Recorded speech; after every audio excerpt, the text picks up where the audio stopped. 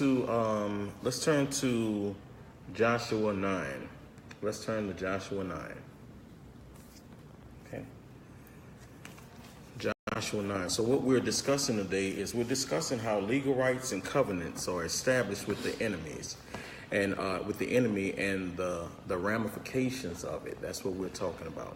We're talking about how legal rights and covenants are established with the enemy and the ramifications of it. Okay, we're on like I said, we're on Joshua chapter 9. Okay, so let me give you an overview real quick of what's going on. Joshua 9 is the best example of this because it's dealing with the children of Israel, with Joshua, the leaders of Israel, the children of Israel, and the Gibeonites.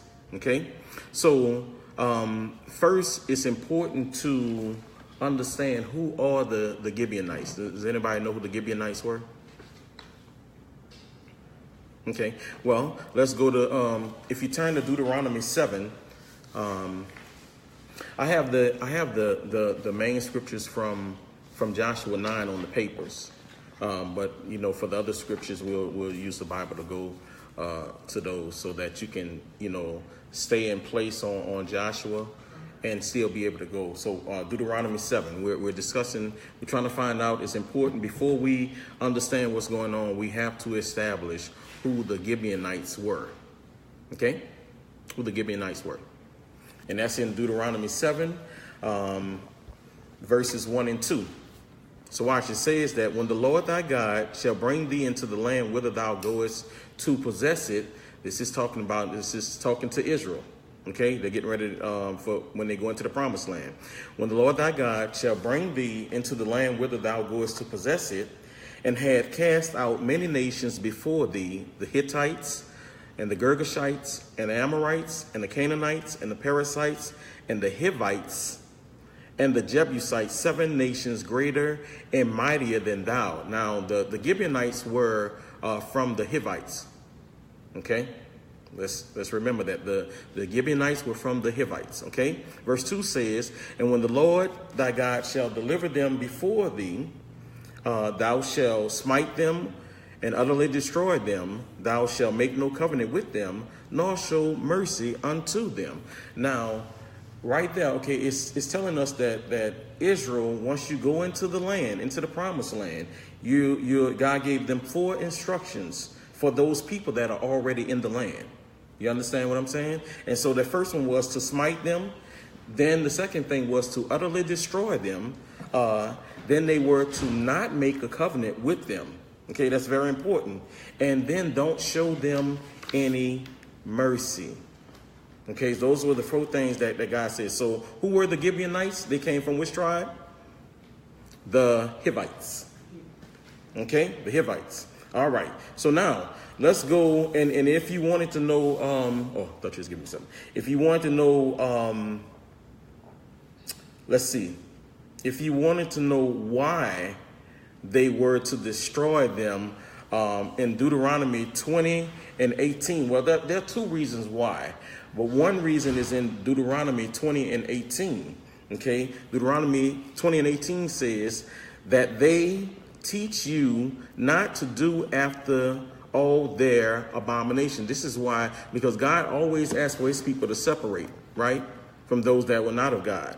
Right, so God is saying that so that they don't teach you to do the abominations that they've done. That's in Deuteronomy 20 and 18.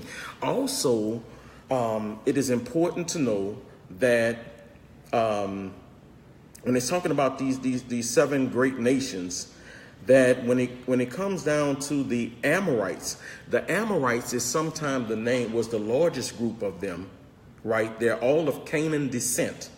But the Amorite is the name that is a lot of times referred to as all of them. So instead of going through the 7, they may say the Amorites, and that refers to all of them. Okay? You with me on that? Now, another thing is by them being connected to Cain, Canaan was the grandson of Noah, who was cursed. Okay? He was cursed because back when Ham saw his father's nakedness. Okay? All right? All right. So now we understand why they were to be destroyed. You with me on that, right? That's real clear, right? So now we can get into the lessons. Since we know, remember those 4 instructions that God gave them, which was what? What were they? To smite them. What else? Utterly destroy them. Make no covenant with them, right? And then what? Show no mercy. Okay. All right. So now let's get into Joshua 9. Okay. So verse 1 says, and it came to pass when all the kings were on this side Jordan, in the hills and in the valleys, and in all the coasts of the great sea over against Lebanon, the Hittite and the Amorite, the Canaanite, the Perizzite, the Hivite, and the Jebusite heard thereof. So they heard, right? And they gathered themselves together to fight with Joshua and with Israel on one accord. So they're gathering themselves to fight against Israel, okay, because they done heard what's going on. Verse 3 says, and when the inhabitants of Gibeon heard what Joshua had done unto Jericho and to Ai, they did work willingly and went and made as if they had been ambassadors, and took up old sacks upon their asses, and wine bottles, old and rent, and bound up, and old shoes, and clouded upon their feet, and old garments upon them, and all the bread of their provision was dry and moldly. Okay, so what they were doing is what? They were trying to deceive them, right?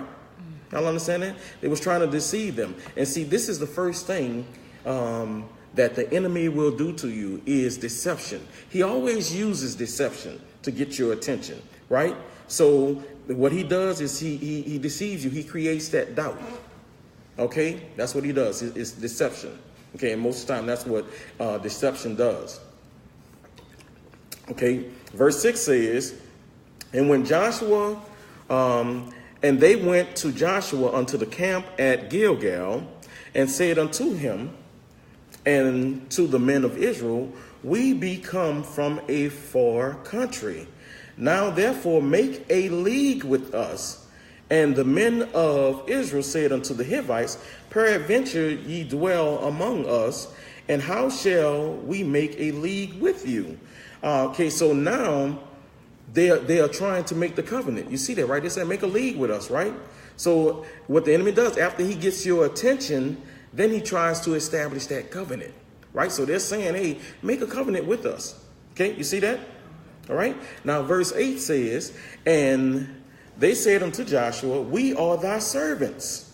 And Joshua said unto them, who are you? And from whence come you? Who are you and where are you coming from? And they said unto him, from a very far country, thy servants are come because of the name of the Lord thy God. For we have heard the fame of him and all that he did in Egypt. Now, let me say something right there. Let's put a pause right there. It is a lot easier to deceive the people of God by what? Using the name of God. Mm-hmm. You understand that?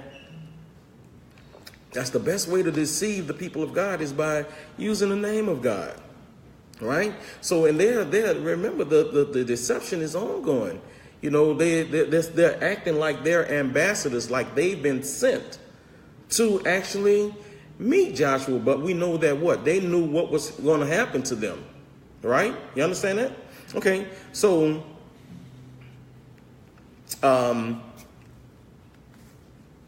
verse 10 says, and all that he did to the kings. So they're still saying that they heard about God and everything that he did, right? Verse 10 is continue that. And all that he did to the 2 kings of the Amorites that were beyond Jordan, to Sihon, king of Heshbon, and Og, king of Bashan, which was at Ashtoreth. All right. Now, here's the thing. Why is it that they knew of God? Okay, let me show you this. You want to answer that? Why they knew of God, of who God was? Watch this. Let's go to Exodus 34. Exodus 34 and 10. And we're going to go to when God was renewing the covenant with Moses and the children of Israel. I'm going to show you what he told them. Exodus 34 and 10. Exodus 34 and 10. All right, 34 and 10 says, and he said, behold, I make a covenant before all thy people, I will do marvels, right? Such as have not been done in all the earth, nor in any nation, and all the people among which thou art shall see the work of the Lord. For it is a terrible thing that I will do with thee. And right there, terrible is not in a bad sense. Terrible means that I'm going to do something that's going to cause them to reverence the name of God. So God is saying, I'm going to do something with Israel that has never been done.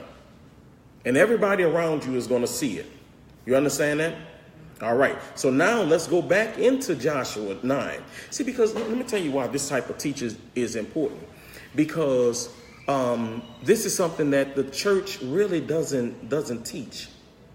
When we understand in the spiritual warfare and that battle, this is something that the church doesn't teach, but is necessary for the believer to understand this, right? Okay, so let's go back to Joshua 9.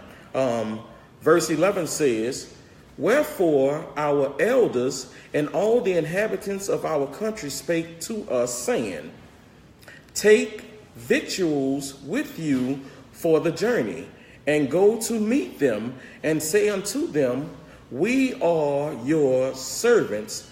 Therefore, what's going on, man? How you doing? You all right? All right. All right. Okay, cool. We are your servants. Therefore, now make ye a league with us. So they're still trying to continue this deception, right? So the next thing that the enemy does is he presents you with something which appears to be beneficial, right? Appears to be good to you or pleasurable. See, because this is when the verse 11 says, wherefore our elders and all the inhabitants of our country spake to us, saying, take victuals with you for the journey. So the victual is their provision, their food supply. You see? So they're taking this with them for what? To present to Joshua and the leaders of Israel. Okay? Verse 12 says, this our bread we took hot for our provision. This our bread we took hot for our provision out of our houses on the day we came forward to go unto you. But now, behold, it is dry and moldy, and these bottles of wine which we filled were new, and behold, they be rent, and these our garments and our shoes are become old by reason of a very long journey. Like I said, now the deception is still in process. They're still trying to deceive them, right? They're still trying to deceive them. Huh? I can't hear you. They collected it. It was old. Right, they made it old. They manipulated what they had, their clothes and stuff. They manipulated it so it make it seem, because what are they trying to tell them? That we're not from around here, because if they're from around there, then that means that they're supposed to be destroyed. So they've created a scenario where we've traveled from a great distance. You understand that? And notice I said that that the things that the enemy presents to you it always appears to be beneficial, right? So let's consider the bread right here. What they said, the bread was hot when we left, but now it's moldy. So the bread is not even any good. So now they're coming in to present a gift that is no good. But nevertheless, what is their ultimate goal? To get a covenant. To establish a covenant with Israel. That is their ultimate goal. Okay? So and let me say something to you too about hey, what's going on, man? All right. Let me tell you something too about the enemy when he is established trying to manipulate you and establish this covenant. No, you know what? I'll come back to that. I'll come back to that later on. Matter of fact, now I'll just say it while I'm here, because we have to understand that with the enemy, a lot of times what he does in the spiritual is he comes through our dreams, right? He's going to present something in your dream to deceive you. You understand? Right? Present something in your dream to deceive you. And a lot of times it's going to appear just like it did, like they presented victuals. He's going to present it like this is something that's beneficial to you.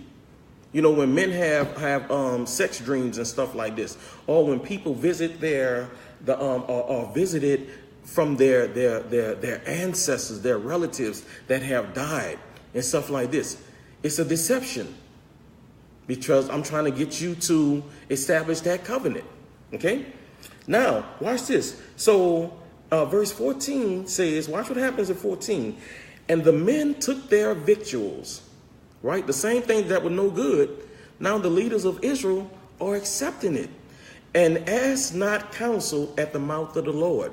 So they are accepting these gifts that are not beneficial to them. And guess what? They're not asking God for direction.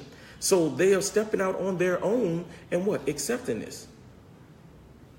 You see that? See how amazing that is? That the people of God are not consulting with God. They're doing this on their own. You see that? Okay, so watch what happened. So they accepted the offering of the enemy. They accepted the offering of the enemy. Watch this. In verse 15, it says, and Joshua made peace with them and made a league with them to let them live. And the princes of the congregation swear unto them. I'm going to read that one more time. Verse 15. Read 15 from the side. And Joshua made peace with them and made a league with them to let them live. And the princes of the congregation swore unto them. So now what is happening is the covenant with the enemy has been established. You seeing that? The covenant, they just established a covenant with the enemy, right? Look. And Joshua made peace with them and made a league with them to let them live, and the princes of the congregation swear unto them. So watch this. Let's go back to, remember, what was the fourth thing that God told them not to do? The fourth thing that God established was what? To smite them? Huh? Utterly destroy them. Utterly destroy them. Make no covenant with them. Make no covenant with them. Show no mercy. And show no mercy. Say those, I need you to say those four things again. Watch, say it again. The first thing was what? Smite them. To smite them. Now, hold on. So the first thing was to smite them. And it says that Joshua made peace with them and made a league with them to let them live. You see that? What's the next thing? Utterly destroy. Utterly destroy them. Same thing. Joshua made peace with them, right? Made a league with them to let them live. Okay? Same thing. Go ahead. What else? Mm-hmm. They're supposed to be, and utterly destroy means to completely wipe out. Okay, what's the third thing? Make no covenant. Make no covenant. But it says that, and Joshua made peace with them and made a league with them. And the princes of the congregation swear unto them. And what's the last thing? Show no mercy. Show no mercy. And Joshua made peace with them. Once again, he made peace with them. That's showing them mercy. He's made a league with them to let them live. That's showing them mercy. And then the princes, the leaders of Israel, swore unto this covenant. You see that? See how all of that was wrong? You see that? So now watch. Let's go to verse 16. So everything that God told them not to do, they've done it. You see that? Watch verse 16. And it came to pass at the end of the 3 days after they had made a league unto them, that they heard that they were their neighbors and that they dwelt among them. So now what's happening is they're realizing that, hey, they're not from far away. They're our neighbors. So these are the people that we're supposed to destroy. But watch this. And the children of Israel journeyed and came unto their cities on the 3rd day. Now their cities were Gibeon, Shephirah, and Beeroth, and Kirjath-jearim, And the children of Israel smote them not. Right? The same people that they're supposed to be destroying, the children of Israel smote them not. Why? Because the princes of the congregation had sworn unto them by the Lord God of Israel, and all the congregation murmured against the princes. So watch this. Let me tell you what's happening. Now the congregation of Israel is beginning to complain. Saying that, hey, wait a minute. We're supposed to kill them. But that contract is binding. Because it's binding because they brought it in from the Lord. They're thinking it's from the Lord.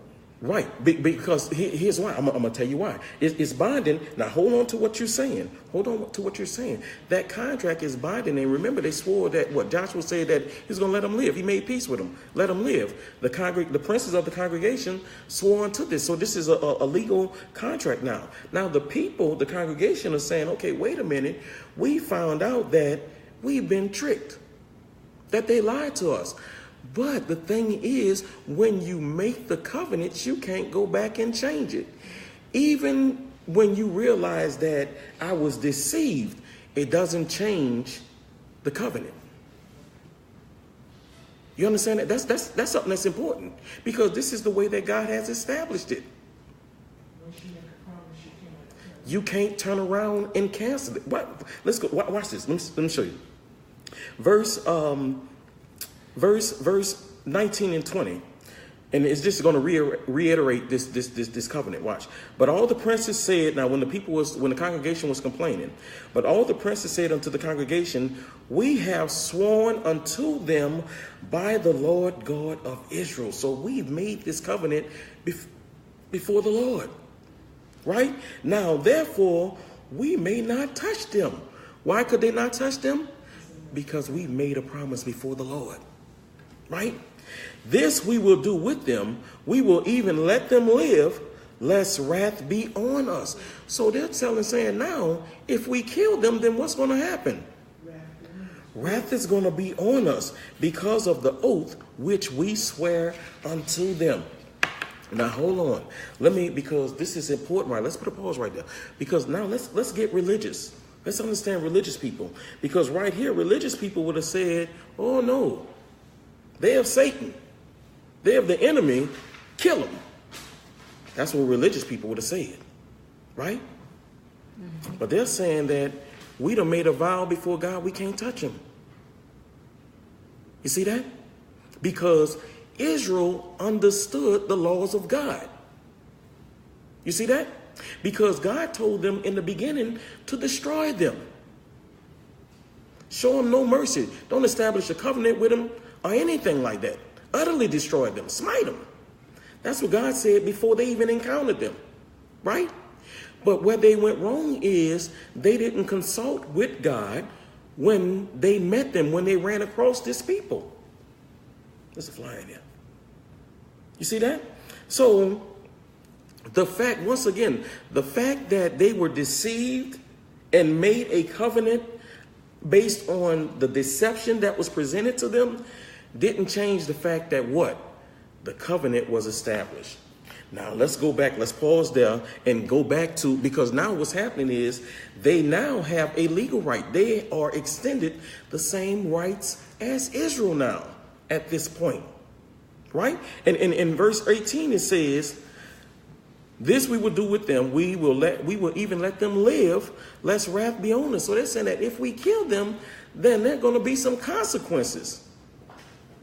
God's wrath is going to be on us. Wait a minute. For killing God's enemy, God's wrath is going to be on you? That seems absurd. But we understand, when you understand the principles of God, the principles that God have established, then you understand it. Okay, you swore unto this. You made a covenant before me. And now you have to honor that covenant. Because, and we find this out when we go to Psalms 15. Psalms 15 and 4. Let me show you something. Psalms 15 and 4. It's not on the paper. Psalms 15 and 4. And I'm going to read the Good News translation for you because it's a lot clearer. Psalms 15 and 4 is explaining the things that God expects from his people, the people of God adhere to. All right. Psalms 15 and 4 says, they despise those whom God rejects. So the people of God should despise those whom God rejects, but honor those who obey the Lord. But you honor those that are obedient to the Lord, right? They always do what they promise. That's very important right there. See that? They always what? Do what they promise. But this last part is a killer. No matter how much it may cost. So no matter how much it may cost, you have to do what you promise. You see that? So that means that even if, in this case, with Israel establishing a covenant with the enemies of God, with their enemies, who are also their enemies, because at the time, you're enemy of God, you're their enemies, right? You set up a covenant with them, and now you have to honor this covenant that you've established with your enemy. You see that? How amazing is that? This is why. But you know what? I remember Solanda saying that, even when the Bible talks about, in the New Testament, talking about if an unbeliever and a believer are married, then the believer is bound to that marriage, has to stay there. As long as that unbeliever wants to stay there, the believer is bound to it. But if that non-believer leaves, then you are not bound to that contract. Does that seem crazy? We're talking about a marriage between a believer and a non-believer. But because you've established that covenant as a believer with the non-believer, now you're bound.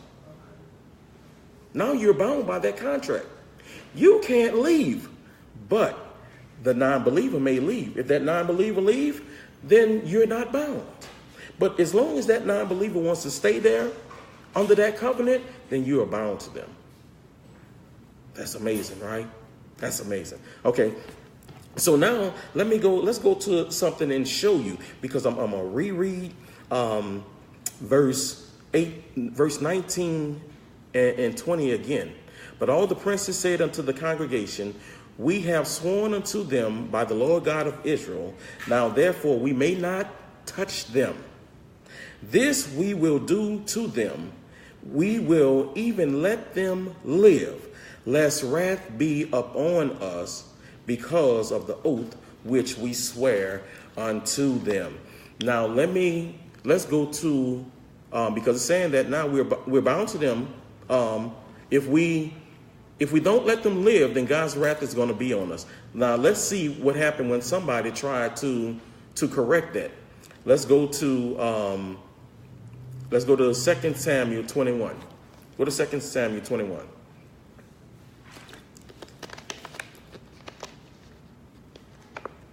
Second Samuel 21.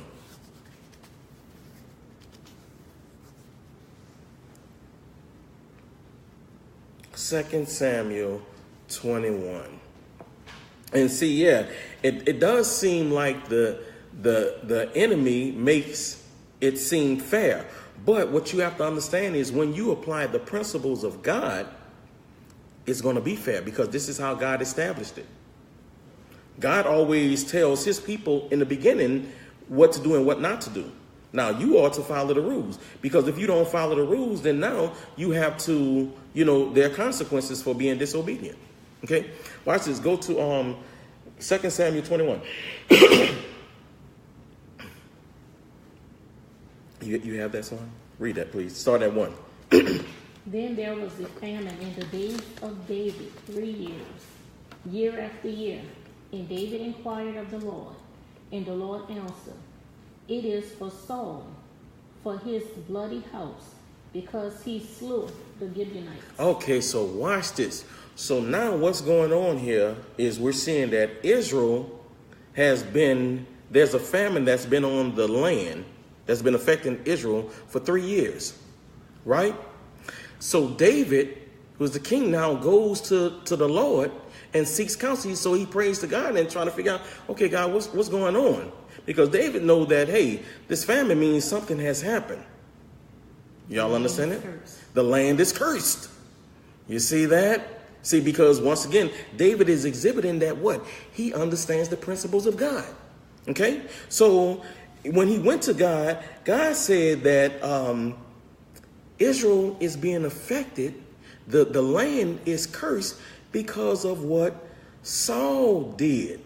Saul has blood on his hands because he slew the Gibeonites. Go ahead to 2. And the king called the Gibeonites. So David called the Gibeonites and said unto them. Now it's going to give you an explanation of who the Gibeonites were, which we already know, but go ahead. Now the Gibeonites were not of the children of Israel. They were not of the children of Israel. But of the remnant of the Amorites. But of the remnant of the Amorites. And remember I said the Amorites was the name, the umbrella name that they put all of them under the name of Amorites. Go ahead.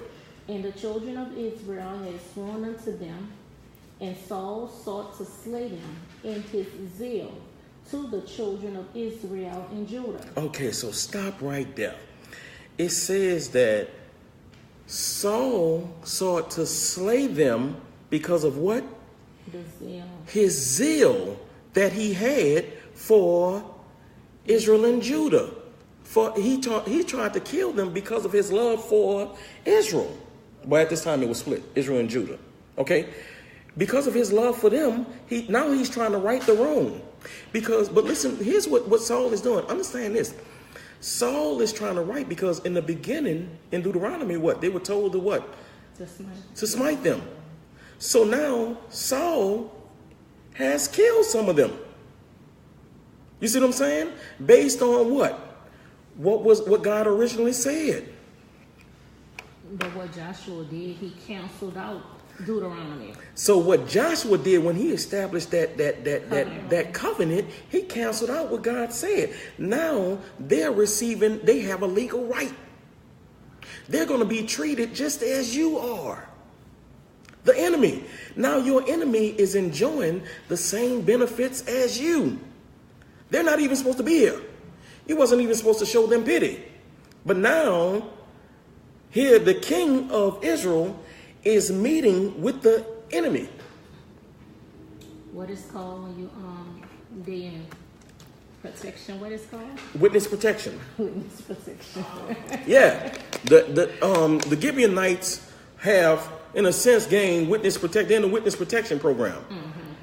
You see, now they're being protected because of the promise that you wasn't supposed to even establish with them. But he made the promise because he made the covenant because they lied to him. Because he was deceived. Right. He was deceived, but he still made the covenant. Mm-hmm. And like I said, this is how the enemy, because we're showing too how the enemy operates. Especially when it comes to our dreams. He will deceive us. This is your auntie. This is your grandmother. This is your grandmother that raised you. Meeting with you in your dream. It's a deception. Because it's trying to establish that covenant. Because everything happens in the spiritual before it happens in the physical. And in order for it to happen in the physical, it has to happen in the spiritual first. So that contrast is established in the spiritual, and now you accept it, it manifests in the physical. You see? You understand that? So now, watch this. So, like I said, Saul has tried to right the wrong. He's trying to go back to the original thing, that the command that God gave, and kill him. Right? But we already understanding that what? A famine, the ground is cursed because of what Saul did. He's trying to right a wrong. Initially, it would have been right. But now it's not right.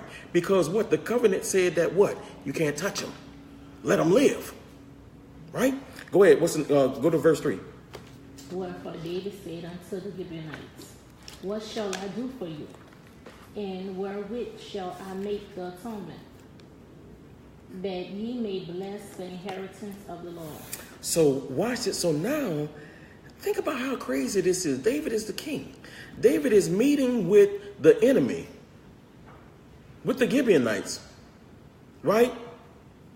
And I'm gonna keep calling them the enemy because I want y'all at the end of this. I want y'all to understand this. David is meeting with he's meeting with the enemy, and saying, "What do you want me to do? What can I do? What do you want me to do? Wherewith I shall make an atonement, because I gotta right this wrong." For two reasons. I got to right the wrong against y'all, the enemy. And I got to right the wrong because of the famine, because Israel is in a famine. You see that? That ye may bless the inheritance of the Lord. That who may bless the inheritance of the Lord? The enemy. You see that? Because why do you need them to bless the inheritance of the Lord? Because understand that they're in a famine because of what was done to the enemy. So I need to right this wrong so that we can get back to our receiving our blessing. Israel became subject to the Gibeonites. Israel don't became subject to the Gibeonites, the enemies, the very people that they were supposed to destroy. Go to and notice this for you religious folks once again. Notice this. David did not say you don't have the authority. He's meeting with the enemy, with the Gibeonites, and he's not saying that you don't have the authority over God's people. He's meeting with them saying, okay, what do I need to do? How do I right this wrong? Go on. And the Gibeonites said unto him, we will have no silver nor gold of Saul, nor of his house. Neither for us shall thou kill any man in Israel. And he said, what ye shall say, that will I do for you. Keep going. And they answered the king, the man that consumed us, and that devised against us, that we should be destroyed from remaining in any of the coasts of Israel. Let 7 men of his sons be delivered unto us, and we will hang them up unto the Lord in Gibesh of Saul, whom the Lord did choose. And the king said, I will give them. Okay, so wait a minute.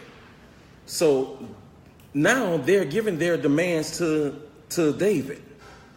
So the enemy is giving his demands to David, right? And they're saying that your money is no good here. You see, and neither, you're not going to just kill anybody at random to atone for this. You see, that's what they're saying. Saying, no, what we want is, we want 7 of his descendants.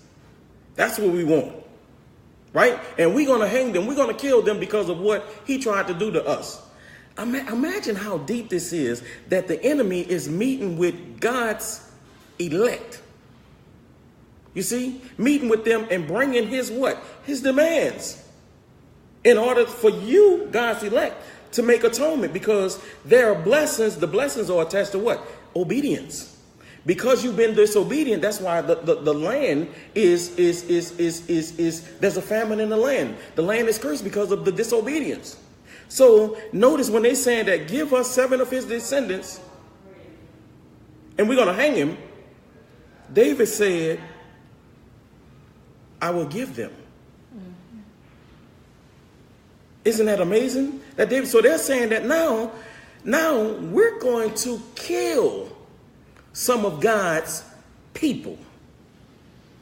You see, we're going to kill 7 of God's people now, right? And David said, okay. Because religious folks would have said, no, oh, you ain't killing none of God's people. But we understand that there are consequences for being disobedient. And we understand that the iniquity can fall on up to the 3rd and 4th generation. So now Saul's, that next generation is being affected because of Saul's disobedience. Do you understand? This is the 2nd generation from Saul. You see what I'm saying? So watch this. So let's go back to, and the amazing thing is that David is saying, okay, I'm going to do it. Because David understands that, guess what? He already met with the Lord and said that, okay, the famine, why are we being punished? Why is the land cursed?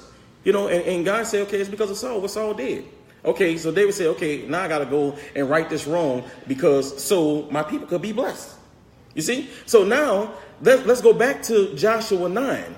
Let's go back to Joshua 9. Go ahead. Before we go there, you know, the church of today, we would have had a prayer service. And we would have tried to pray and fast to break what was going on. And David didn't. David went back to the person that they wronged. And God made it right. Right. Because what? When God established the principles, you have to adhere to the principles of God. There's no way around it. No way around it. God, because even we're understanding that even with the enemy what? Is subject to what? What God has established, to the principles of God. You see, even though he did it under deception, he still, when you accepted it, now he has a legal right to be a part of this. So Satan comes to steal, kill, and destroy. He comes to steal, to kill, and destroy. Right? So watch this. Let me go to 21. Joshua 21 says, and the princes said unto them, let them live, but let them be hewers of wood and drawers of water unto all the congregation, as the princes had promised them. And Joshua called for them and spake unto them, saying, wherefore have ye beguiled us, saying, we are very far from you, when ye dwelt among us. So so Joshua was saying, okay, why did you lie to us? Why did you lie to us, saying that you was coming from a long distance, long way away? But why did they lie to him? Because they needed that contract. They needed that covenant. That's why they lied to him. If they came and say, hey, we Gibeonites, can you establish a covenant with us? That's what? No way, because what? God told them to destroy them. Had already told them to destroy them, smite them, utterly destroy them, show them no mercy, establish no covenant with them. They needed that protection. They needed that protection, so they couldn't come with the truth. They had to come with a lie, and this is how the enemy operates. Yes. He can't come with the truth, because you know why? He doesn't have the truth. The Bible says he's the father of lies. Everything he does is to kill, to steal, and to destroy. You see, everything is deception when he comes. Okay, so verse 23 says, now therefore ye are cursed, and there shall none of you be freed from being bondmen and hewers of wood and drawers of water for the house of my God. So now listen to what's happening. Joshua is cursing them to be what? Servants. Y'all about to be servants for what you've done. You see? But let me. Here's what's amazing about it. Yeah, they came there surrendering their rights, because they say that we are your servants, right? But they gave up the rights that they had as freemen to gain better rights, because their rights that they had as freemen were no good, because they was unfit to live. It was a matter of time before they was wiped out. It was a matter of time before they were wiped out. So they sacrificed that. I'd rather be a servant than to be wiped out, to get what? Something greater. Now I'm going to enjoy the same privileges and benefits that you have, right? And they said unto Joshua, and they answered Joshua and said, because it was certainly told thy servants how that the Lord thy God commanded his servant Moses to give you all the land, and to destroy all the inhabitants of the land from before you. Therefore, we were so afraid of our lives because of you, and have done this thing. So they're confessing. This is what we do, man. Look, man, we was afraid. We know what was our fate, our destiny. We know that, right? And now behold, we are in thy land, and it seemeth good and right unto thee to do unto us. Do whatever you want to do. Do it. You can do it now, because guess what? We with y'all. Yes. We good now. So we don't care what you do. Whatever, because hey, listen, you have that right. Do it. Do whatever you want to do. Right? You can't kill us. You can't kill us. You see? And 26 says, and so he did unto them, and delivered them out of the hand of the children of Israel, and they slew them not. Right? And Joshua made them that day hewers of wood and drawers of water for the congregation and for the altar of the Lord, even unto this day, in the place which he should choose. Now remember, all of this started from back in verse 14, because what? They did not seek the counsel of the Lord. They made this decision on their own. The people of God did not ask God. They just on their own made a covenant with these people, because what? They bought into the lie, the deception. And now they are bound to that covenant that they established. Now, how is this relevant today? Let me give you a piece of history. When we understand Israel, and I should have gave y'all a picture of Israel, so y'all can, anybody know where Israel is? See how small Israel is? Huh? Okay. between Africa, the Saudi Arabia Peninsula. It's that little piece of strip, very small piece of strip of land that is constantly in battle. And even today, guess what? Israel is still in a state of unrest. And guess what? Some of the same people that are fighting are who? Against them are guess who? The Gibeonites. These people. The same people that they established this covenant with. There's still a contract. Think about all these thousands of years ago, this was done. And now they're still at battle with them. You see that? So what I want to say is this, okay? My question is, how does this apply to us today? How does all of this Joshua 9 apply to us today? Because what were we talking about? We were talking about establishing those covenants, those legal rights of the enemy. When we establish those rights and stuff with the enemy. Okay, now here's the thing. Just as Israel was instructed to what? To smite them, to utterly destroy them, make no covenant with them, and show them no mercy. It was clear back then. But now we are in a spiritual battle, right? Bible lets us know that we wrestle not against flesh and blood, right? We're involved in a spiritual battle. Now, when we go to 2 Corinthians 10 and 3, it says that, 2 Corinthians 10 and 3, it says that, for though we walk in the flesh, we do not war after the flesh. That's that spiritual battle that's taking place. And we understand that this battle has always been taking place between good and bad, between God and between Satan. Has always been taking place. Right? All right.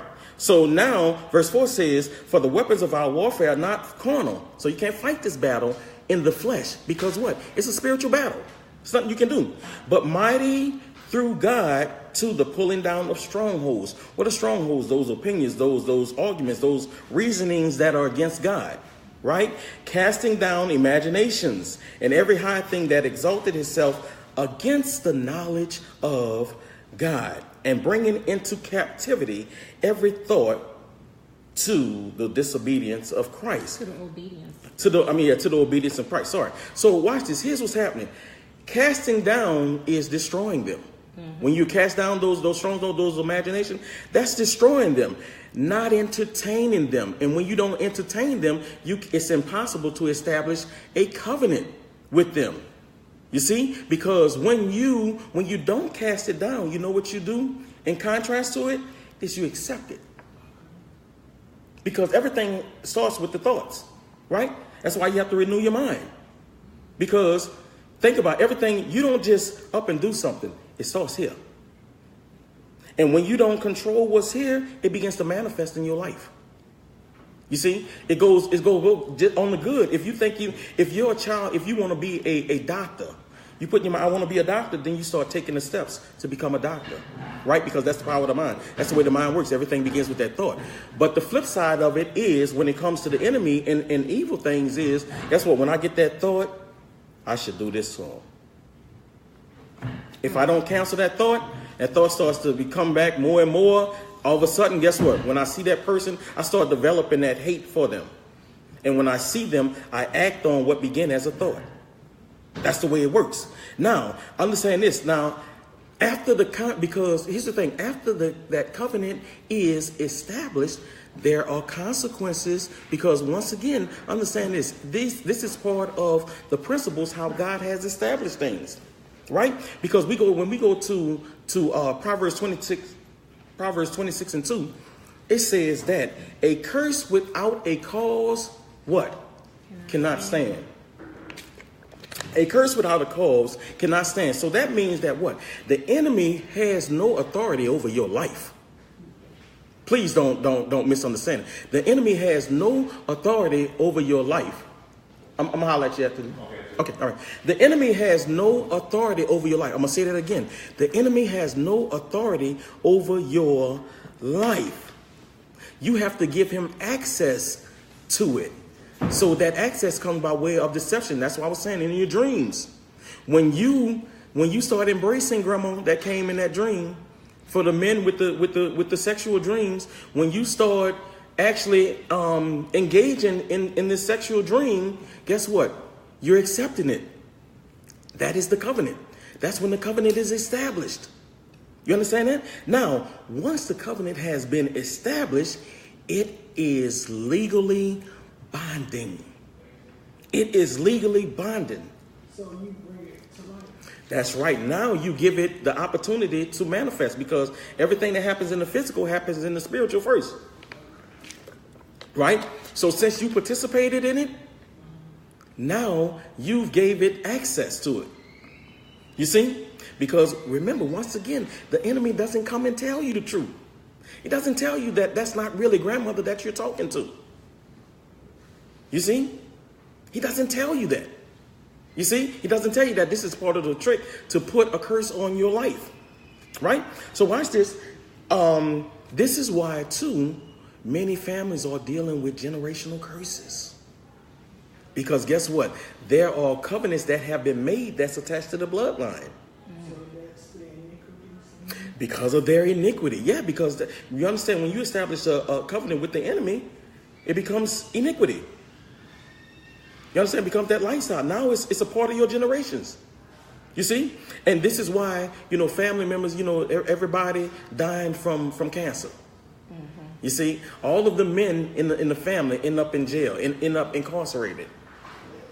You see what I'm saying? It's why homosexuality will plague, uncle to nephew, grandfather, because it's in the bloodline. You see what I'm saying? It's because of that covenant. Now, if you don't believe this, watch, let me show you this in the Bible. Let's go to Numbers 14 and 18. I should have put some of these on y'all papers. Go to Numbers 14 and 18. Let me show you something. Numbers 14 and 18. You have it. Read it. The Lord is long-suffering and of great mercy, forgiving iniquity and transgression, and by no means clearing the guilty, visiting the iniquity of the fathers upon the children unto the third and fourth generation. It's saying that the Lord is long-suffering and of great mercy, forgiving iniquity and transgression. Yeah, if you're faithful, if you're obedient, he will forgive it. But when you are disobedient, look at that. He said that what? He'll visit the iniquity of the fathers upon the children unto the third and fourth generation. That's strong. I'm going to show you another example. I'm going to show you this in place, right? Example of this happening. When we go to Lamentations 5 and 7. Lamentations 5 and 7. It says, our fathers have sinned and are not. So our fathers, they sinned. Our forefathers, they sinned, but they're no longer here. And we have borne their iniquities. So we're saying that we're suffering the consequences for these people. These people gone. They're dead. They're not even here anymore. You see? And this is why, let me tell you, when you understand the principles of God, when you understand and this is why it's so important to study and understand what's going on, so that you can live by these and apply these principles in your life so that you can be effective. This is why in John 9, when the disciples came across the man that was blind from birth, they asked Jesus, 9 and 2, it says, and his disciple asked him, saying, Master, who did sin? This man or his parents, that he may be born blind? Because why? They understood the principles of God, that the iniquities of the forefathers could be on the descendants up to the third and fourth generation. Mm-hmm. You see that? So now, here's the thing though. This error can be avoided if we just do what? If we stand on the word of God. We understand the principles of the word of God. Principle that God has established. Because this is how we defeat Satan. He said that put on the whole armor of God, that ye may be able to stand against the wiles of the devil. But if you don't have the armor of God on, you don't know what the word says, then guess what? That means that those darts are going to penetrate you. He's going to get you. You're going to make those covenants in your dreams. You see, that's the way it works. It's going to be done because you didn't know, I didn't know that the devil can't ask him to. Because I asked a question one time when the devil told Jesus, tried to get him to commit suicide, jump off the cliff. He asked him, he said, isn't it also written that he'll put his angels in charge of you? You won't even dash your foot against the stone. The angels are going to bear thee up. And he was quoting Psalms 91, which says the same thing. He will give his angel charge over thee, and they will bear you up, lest you don't dash your foot against the stone. I'm paraphrasing, but he said the exact same thing. So I asked the question, did he lie? Did the devil lie when he said it? Of course he lied. You know why he lied? Because his intentions were to deceive. And that's what makes it a lie. You can repeat the same thing verbatim, but what are your intentions? When your intentions is to deceive, then that's what makes it wrong.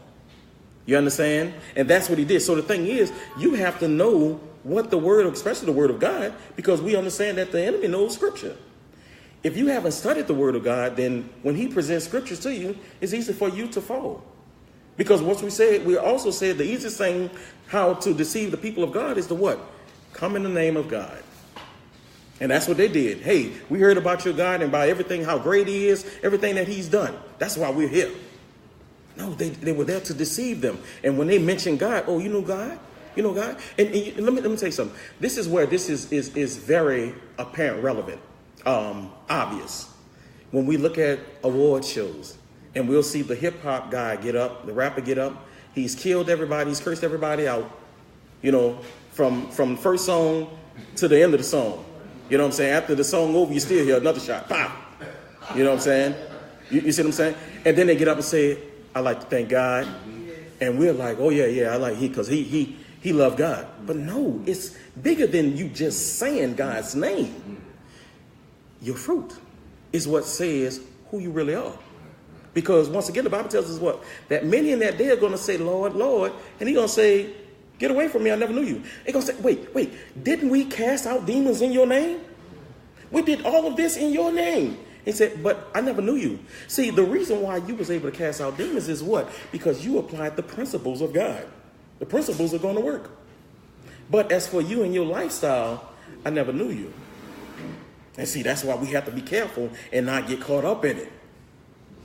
You understand that? So it's important that we understand what's going on, because my people are destroyed because of what? Because of a lack of knowledge. Because as long as you're ignorant, the devil wants to keep you in darkness.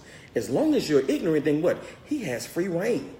He's going to do whatever he wants to do. He's going to keep on establishing those covenants with you, coming in your dream, putting those thoughts into your head, your mind, and you're not casting them down. You're embracing them. This is going to be a little bit off task, but with the situation that's happened with the young boys over in China when they stole the glasses, and of course they got in trouble. Of course China's punishment is way harsher than ours. And then the guy said, I want to thank President Trump. Whereas the white boy did something with the flag that he did go, he got, You talking about the guy that got court-martialed? Yeah. But Obama didn't get into it because it was something to do, he didn't get into it. So now the black guy, he's thanking Trump because he helped me come home. So to me, it's like he's doing it because Trump knows that most, that blacks are not for him. They don't believe in him. They're just really not, they're against him. So they got these 3 young teenagers. They went over to China, they did something wrong, but claiming that Trump helped them come home. Whereas when the white boy did it, Obama didn't help him when he came home. He died later. He died by the time he came home. So it's like they tried to make it in Trump's favor. He stuck his hand in and helped out. Well, he may have did that, but guess what? Trump sent it out before they even apologized. Trump had already sent it out that they should apologize. Reverse psychology. He said, I wonder if they'll thank President Trump for helping them. He had already did that before they apologized. You see what I'm saying? But now let me say something. Here's what I have a problem with, and I want to connect this. I want to connect this with something because I put on Facebook, with the 2 pages that's going on right now that's very trendy. The sis is this your chick and the bro is this your hoe. So what it is the sis is your chick. I didn't understand. Okay, so what's going on? Well, they're going state to state now. So what's happening is they sis is this your man is women have put up men that are cheaters, right? And they're saying, okay, they're tagging people like Solana and I was talking about. If you was trying to tell somebody, give them the information, Is this the way that you want to give them that information? If their husband was a cheater? Not on social media. You understand what I'm saying? But notice notice the wording, sis. So I come, in peace. Sis is like we're on the same side. We're actually not. You know what I'm saying? Of course, you give me some information that might be about to destroy, my life. Right? And then the men came back and said, bro, is this your home? Okay, any man that has pictures, sexual pictures or videos or whatever, send it to us. We're going to expose them. So now they're battling against one another. And somebody told me yesterday it was a plot to destroy like black people, right? But here's the thing. When you are guilty of something, there are ramifications for being guilty of it. Listen to this. Don't get mad at Solanda for exposing me. Say like I'm the married man and Solanda's the side chick. Don't get mad at Solanda for exposing me. I'm married. I'm supposed to have been doing what I was supposed to do. But we do, see, we like to pass the blame. Why would you do that? Oh, she a home wrecker. No, you wrecked the home when you stepped out. You know what I'm saying? So what about your actions? You see what I'm saying? And I mean, going back to this with these kids, man, let me tell you something. With Ball is one of the members. UCA, all of them from UCLA. Your father has one of the biggest mouths in the world. He single-handedly got publicity for all three of his sons. All three of his sons, yes, are guaranteed to go to the NBA. You see what I'm saying? Why would you go to another country and be stealing? And you don't understand the platform that you're on. Wow. Chino Hills, you live in Chino Hills. What you doing stealing? So one of them was his son? Yes. I didn't know that. You see what I'm saying? It doesn't make sense. Because guess what? Your life is not the same as other people's life. And see, this is what we have to be careful of, even as believers. Here's our problem. We're so connected to non-believers. Their life is not our life. We shouldn't be living a defeated life. But guess what? We're so connected to them, and we want to embrace them. We're part of what they're doing, and we end up making mistakes that it's okay for them to make those mistakes. Not saying that stealing is okay. But I'm saying you had no business to be stealing. You clearly was following what they were doing. You see what I'm saying? And that's how it is with us. You have a victorious life. You have all the promises that you need. Why are you making mistakes that of those that don't have God making with no hope? It doesn't make sense. Why are you consulting them, getting their information instead of listen to what the word says? You see, and that's what we have a problem. But I mean, at the end of the day, it's still about about understanding those covenants. Okay, because here's the other thing: how are these covenants and these legal rights and stuff destroyed? Guess what? You got to go in bondage. You got to be able to pray over this. But the thing is, if my grandfather, my great grandfather did something, how am I to know that? It's kind of like impossible for me to know. But guess what? When you know, just like David did in Samuel, when he knew that, okay, it's been 3 years, we've been in family, something wrong. God, what's going on? You see that? Because he understands the principles of God. And see, this is where it's important to know the principles of God, what he has established, that this shouldn't be happening. What? And a lot of people like to say that it's not for believers today, but you could take a woman that can't conceive. Something is wrong, or every time she conceives, she miscarried. She go to the doctor want to know her blood, her history, your mama, where this come from, because they understand it's in the blood. You see, we don't want connected to it's in the blood. Something in that bloodline is not right. So now we have to take this before the Lord in prayer, because something is not right. Right. And see, and what you understand this about the enemy. The enemy will always take that of God and twist it a little bit. So guess what? We understand the spiritual connection of everything, right? It's all about the blood. What they have in science, they call what? Genetics. See there, and guess what? We'll buy into genetics. Oh, that's happening, yeah, because his grandfather died of cancer. The mama died of cancer, and he probably gonna die of cancer. Well, we'll embrace that, but let us say that it's spiritual. There is that bloodline is cursed. There's a covenant that was made. That's why the grandfather died of cancer. His mama died of cancer. And if you don't cancel it, you're going to suffer the same fate as them. Oh, I don't believe in all that. I don't believe in that. Oh, you know that. Ooh, that's scary. That's spooky. Ooh. You see what I'm saying? That's how we see it. Even with the enemy, understand this. People will say they don't believe in spirits. You see? But think about this. If it's like for Halloween time when it comes to spirits, we love horror movies and stuff like that. Ooh, that's scary. That's entertainment. We've reduced it to being entertainment. You see? But, huh? But I mean, we buy into it. You see what I'm saying? But the thing is, even when you understand God is spirit. So how you don't believe in spirit, but God is a spirit. But you say you believe God. And we want, when the evil spirit, I don't mess with that. Because guess what? Even with that, that's a covenant being established. The horoscopes. You see what I'm saying? All of this is a covenant being established when you start mingling in this. When you start acquiring about this, ain't nothing wrong with it. I just want to see what, I don't really believe it. I just want to get what it say about, I just met this nice woman and I want to see if we compatible. You establishing a covenant. You see what I'm saying? Because guess what? The thing is, if you understand the principles of God done told you how to conduct yourself, right? If she's a person of God, she knows how to conduct herself. So where's there going to be a problem? You see what I'm saying? So we have